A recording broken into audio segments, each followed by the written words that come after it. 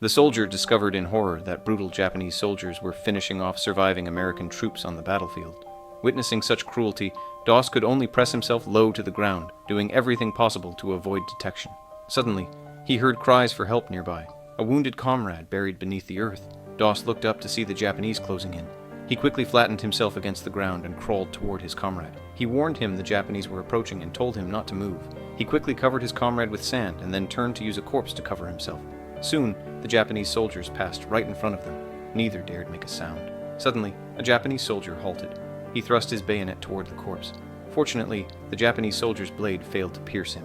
Doss then rose, dug out his buried comrade, and continued his rescue efforts. As more wounded soldiers were brought down, the troops below the cliff realized someone above was saving their comrades. They immediately reported this discovery to their commander. The captain requested troops to rescue the wounded on the battlefield. But now the commander had no troops to spare.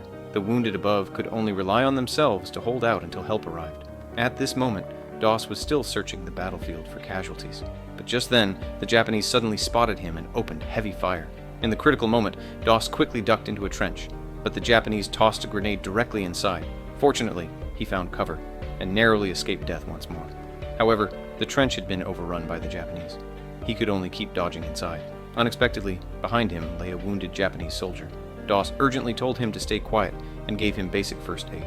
After nightfall, Doss crawled out of the trench again. The wounded comrade was carried off the battlefield. Yet Doss never ceased his efforts, for every moment was a race against death. Even with hands caked in congealed blood, he prayed incessantly to save one more soul. His faith sustained him forward. At dawn the next day, Doss spotted his former instructor, whom he had once looked down upon. Japanese forces were slowly closing in. Doss swiftly grabbed a nearby rifle, but his intent wasn't to kill the enemy. Instead, he wrapped the rifle tightly around his waist, dragging his instructor across the battlefield at full speed.